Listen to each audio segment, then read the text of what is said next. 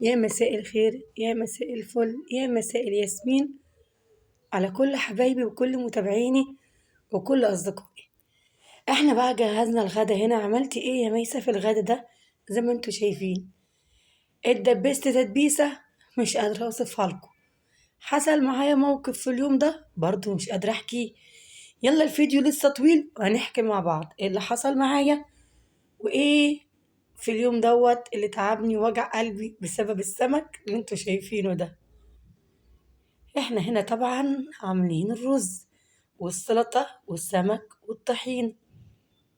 السلطة مش متعبة، الرز مش متعب، الطحينة مش متعبة، السمك ده بقى بالذات يا الله عليه.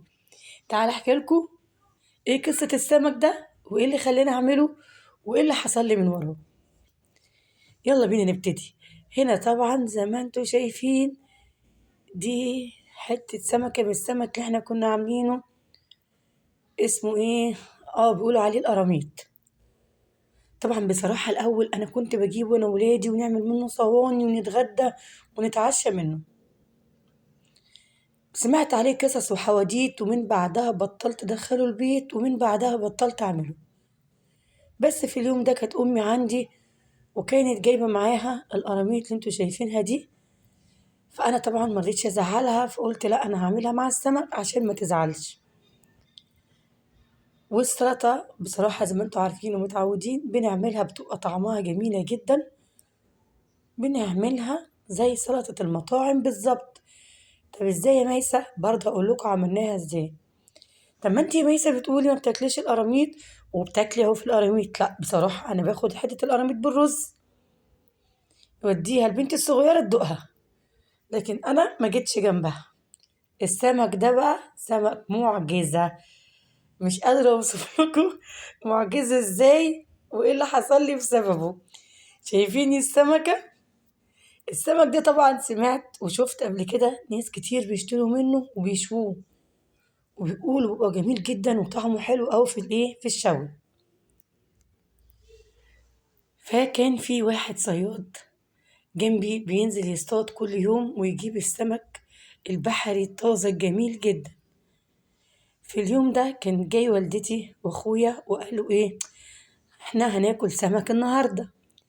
فانا قلت خلاص اتصل على الصياد ده واسأله عنده سمك ولا لا. المهم قبل ما نحكي ايه اللي حصل مع ميسة وايه حظ ميسة اللي زي الفل مع السمك اللي انتوا شايفينه ده، عايزين لايك وعايزين كده يا رب يا رب يا رب يعني تشتركوا معانا في القناة وتفعلوا الجرس عشان كل يوم تشوفوا قصة جديدة وفيديو جديد من مطبخي البسيط. احنا كل يوم في قصة وكل يوم في حواديت. انا لقيت الفيديو طويل فقلت ايه اما ازهقكوا كده واداني نحكي معاكم شوية واقول لكم ايه قصة وموال السمك اللي حصل معايا. طبعا اتصلت على الصياد ده، يا عم فلان عندك سمك؟ اه والله يا بنتي السمك موجود، بس عندي سمك اسمه سمك شراشيري مش عارفه ولا شرشير. المهم قلت له يعني ايه شراشيري؟ قال لي ده السمك الصغير احنا بنقول عليه سمك كده. قلت له طب انا ما بحبش غير السمك الكبير، احنا عايزين سمك من الحجم الكبير. السلطه دي ومية السلطه دي كانت جميله احلى من السمك مليون مره. قال لي والله كله خلص وده الموجود عندي اجيبه. طيب النهارده مفيش حد عنده سمك، طب خلاص هاته وتعالى. هنا بقى قلت ايه اول حاجه بعملها انا دايما متعوده عليها الرز. ليه؟ عشان اخلص اكل براحتي بيدنه سخن مش بيبرد معانا. بناتي بقى حواليا يا ماما البصل اتحرق والله اتحرق. قلت له انا عارفه ان انتوا فاشلين ومش نافعين. البصل ده انا لازم احمره بالطريقه دي ولازم ياخد معايا اللون ده عشان انا عايزه اللون الغامق اللي هيطلع من البصل عشان الرز، عشان نعمل رز حلو وطعمه جميل للسمك. وطبعا زودت الميه وزي ما انتوا شايفين ونزلت عليه بالكمون. طب بتحط ايه تاني في المية دي يا ميسة؟ هو الكمون، الكمون وسنة ملح ابيض واسيبه يغلي مع نفسه زي ما انتوا شايفين. معلش انا والله كذا مرة قلتلكوا بس التليفون بتاعي ضغطه ضعيفة شوية فاستحملوني. طب ده ايه يا ميسة؟ هقول لكم عملت ايه. ده طبعا الخضار بتاع السمك والثوم والطماطم والبصل والفلفل لان انا لسه ما قلتلكوش ايه حوار السمك وايه اللي حصل معايا من السمك. طب ايه الكميه دي كلها؟ يجي لعمي الحاج بتاع السمك وجاب لي السمك. كام كيلو دول؟ قال لي 8 كيلو. قلت له بس السمك ده صغير قوي، ما فيهوش لحم، طب الولاد هياكلوه ازاي؟ قال ده طعمه جميل يا بنتي وطعمه حلو جدا، وخديه وما تتكلميش. طب بتعملي ايه دلوقتي يا ميسة؟ بنعمل الطحينة. ايه العيش ده؟ بالعيش؟ اه بالعيش. كتير بعتوا سألوني احنا عايزين نعمل الطحينة بتاعة المطاعم. هي دي طحينة المطاعم يا جماعة؟ ولا مكلفة ولا بتصرف عليها فلوس كتير، وجميلة جدا جدا جدا وطعمها تحفة، وتعمليها في أي وقت جنب المشويات وجنب السمك وجنب أي أكل. وهنا بقى نزلت بإيه؟ بالخل. لا لا لا لا، نزلت بالطحينة ونزلت بالكزبرة. الأبلة زيزي دخلت نسيتني أنا كنت بقول إيه. وحطيت الملح الأبيض. طب بس دي هتتاكل ازاي؟ جربوها وقولوا لي. انا قبل كده كنت منزلاها وعجبت الناس جدا وبعتولي تعليقات جميله جدا عليها. ونزلت بالكزبره ومرقه الدجاج. مرقه الدجاج في الطحينه يا جماعه انا بقول لكم جربوها. ما عجبتكوش بلاش منها، بس هي هتعجبكم جدا. وفلفل كمان، فلفل. يا على القرن الفلفل الحامي الحلو ده لما بتحط نصه، او لو انت حباها حامي وتحطيه كله بيبقى تحفه تحفه في الطحينه. وحبة التوم بتوعتنا الحلوين دول، بس التوم زيادة، لا مش زيادة. طب هنحط ايه تاني؟ هننزل بالخل، هننزل بشوية خل. ونزلنا بالخل. هنحط حاجة تاني؟ لأ، العيش فيه مية، بقى نقعاه حبة مية صغيرين. مش محتاجين. لقيتيه تقال معاكي جدا وتقل، زودي سنة مية بسيطة عشان ميبقاش معاكي مية. لو بقى مية مش هتلاقي له حل، لكن لو تقيل ليه حل. آخر حاجة بقى يا ميسة هننزل بالليمونة. معلش بقى عشان انا صابع ايدي كان متعور من قصة السمك وكان متبهدل، وكنت شغالة بالعافية والليمون ما شاء الله ولع في ايدي. وهنا بقى نزلت بالليمونة.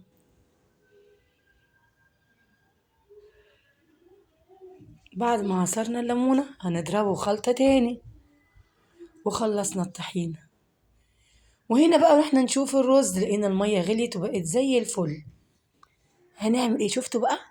شفتوا بناتي بيقولوا لي يا ماما البصلة اتحرقت، الحق البصلة ولعت. اهو ده بقى اللون اللي انا عايزاه من البصلة. عايزة البصلة تغمق معايا عشان تديني اللون الغامق بتاع الرز الجميل ده، بتاع الرز بتاع السمك اللي احنا بندخل المطاعم ونشوفه قدامنا ويعجبنا أوي ونقول الله ده شكله جميل، ده طعمه جميل. هو ده الرز بتاع المطاعم. ونزلت بمعلقة الكير الصفرة الحلوة دي عشان ندي اللون الأصفر مع اللون الغامق للرز بتاعنا الجميل. وطبعا ما شاء الله الرز بقى بأسعاره ما شاء الله عالية. وهنا بقى نزلت بالرز ودقت المية بتاعته طبعا ولقيته مظبوط، خلاص بقى سبته. احنا عملنا الطحينة يا ميسة. طب انت بتعملي ايه دلوقتي؟ يلا بقى اقول لكم انا بعمل ايه.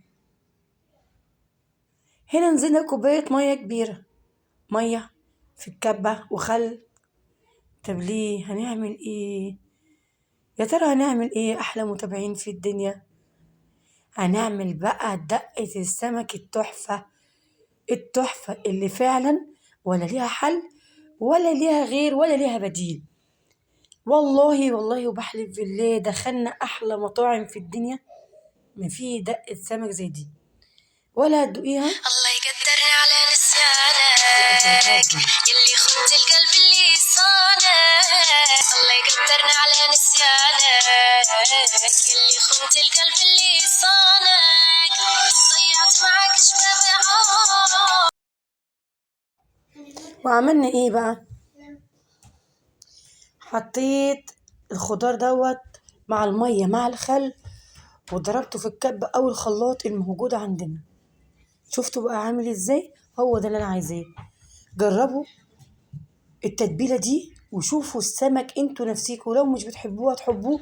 وشوفوا لو اي ضيف دخل عندكم ولا اي حد دخل عندكم هيقول ايه على طعم وحلاوة السمك الجميل ده. ريحته بتجيب الشارع وبتجيب العمارة اللي انت فيها وبتخلي الجيران يسألوا السمك ده جاي منين. والله جميل جدا، انا بحلف اني واثقة في كلامي، جربوها وشوفوها. حتى هتلاحظوا حاجة غريبة جدا بتحصل معايا. انا هنا حطيت الخضار، البصل، كمية التوم الحلوة دي عشان انا كنت عاملة 8 كيلو سمك شرشيري والفلفل، وهنضرب في الكبة. يعني مش قادرة اوصف لكم، انا صبعي اتفتح واتقطع بسبب السمك ده، لان الناس بيشوه زي ما هو، لكن انا بعرفش اعمله كده، انا لازم افتحه وانضفه. فطبعا قطع صبعي وبهدل الدنيا، لان الكمية كبيرة 8 كيلو وصغير. بصراحة من يوميها حرمت ان انا ادخله عندي الشقة تاني، وحرمت ان انا اشتريه، صعب جدا جدا. وحطيت هنا بقى الطماطم والكزبرة والملح الابيض والليمون.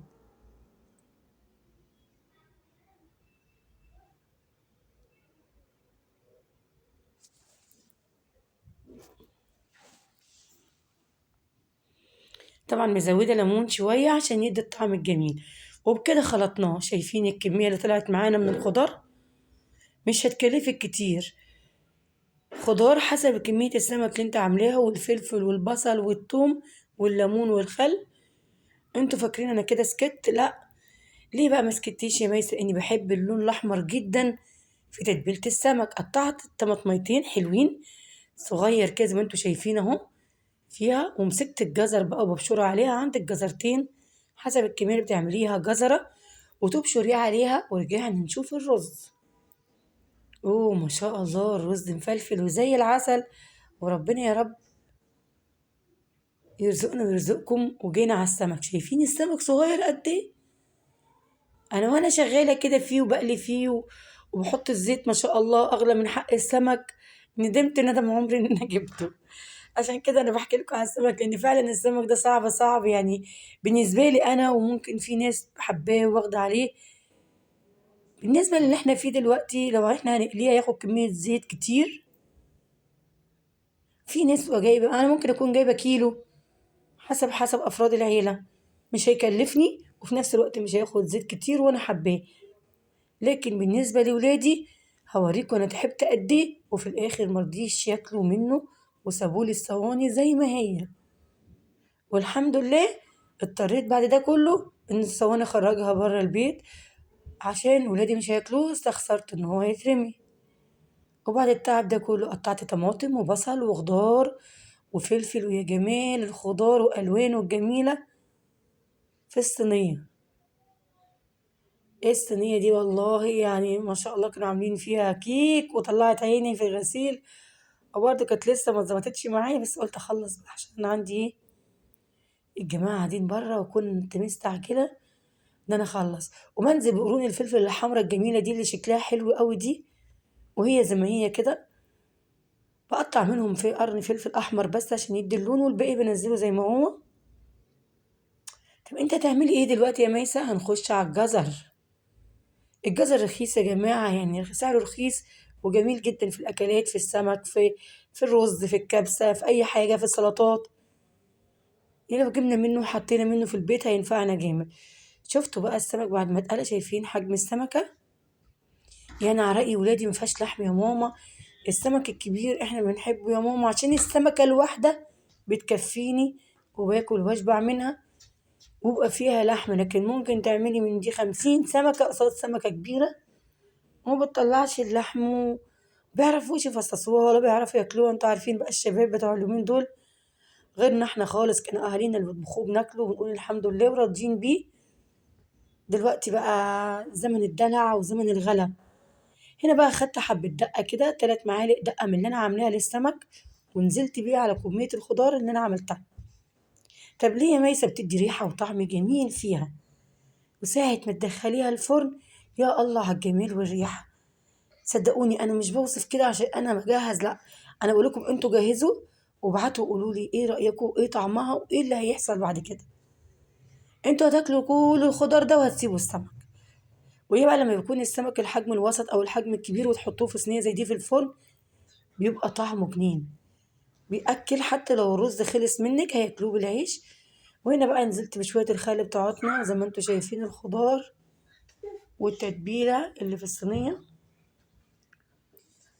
وبقى بمعلقتين الزيت الحلوين دول. طب ليه حبة الزيت دول؟ ميسي بيدوا لمعة جميلة للخضار، وبيدوا طعم جميل للخضار كده وهو فوق السمك. وهوريكم بقى السمك الصغير بعد ما حمرناه ونزلنا بيه على الصينية الحلوة دي. هنا هننزل بيه في التتبيلة. طب ليه ميسة رميتيه زي كده ونزلتيه كله في التتبيلة؟ مش واحدة واحدة، لا أنا عايزاه كله يشرب من التتبيلة في وقت واحد.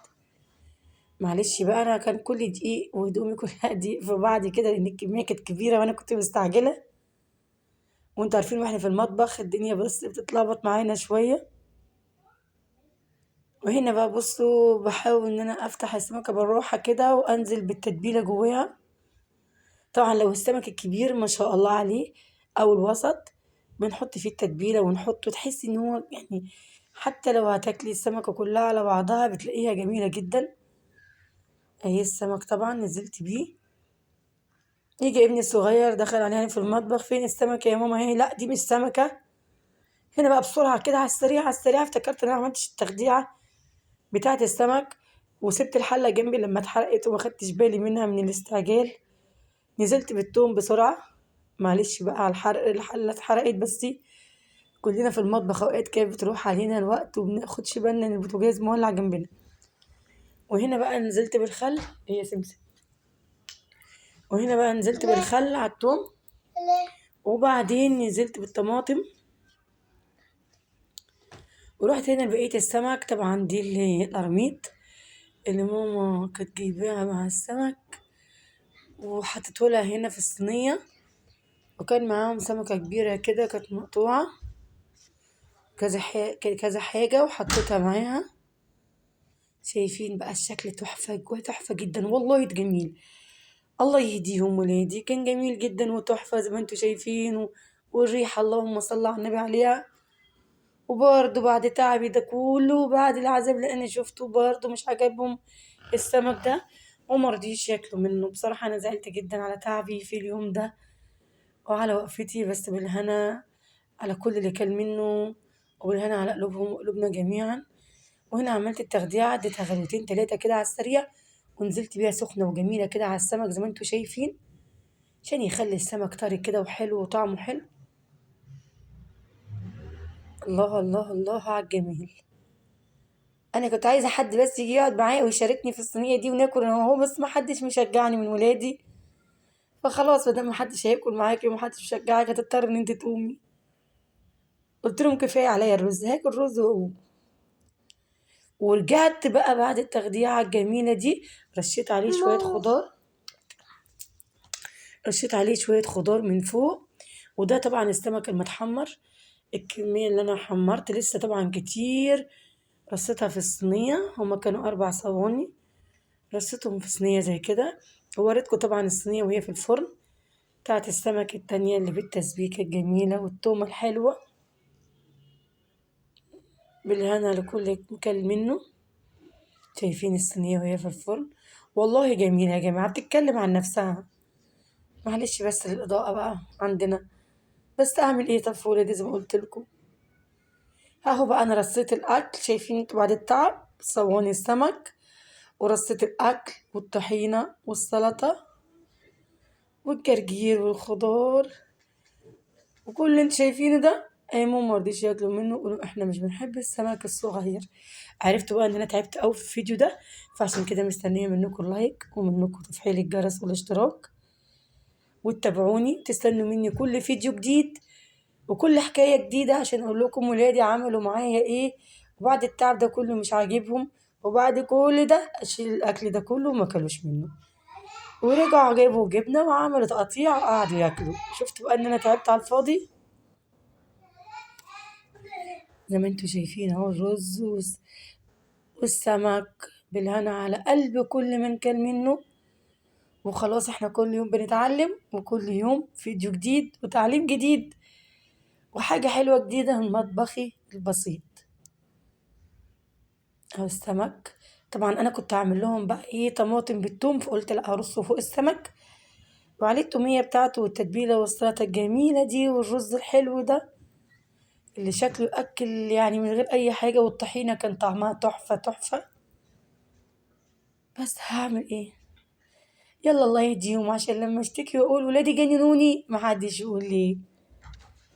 وهنا بقى كل الأكل مرصوص، شايفين أنا كنت بشيل في الأكل بعد التعب ده كله. أنا بقى الصينية بتاعتي الحلوة دي كنت عاملاها لنفسي، افتكرت إن أنا ما حطيتش السمك، وجيت بعد كده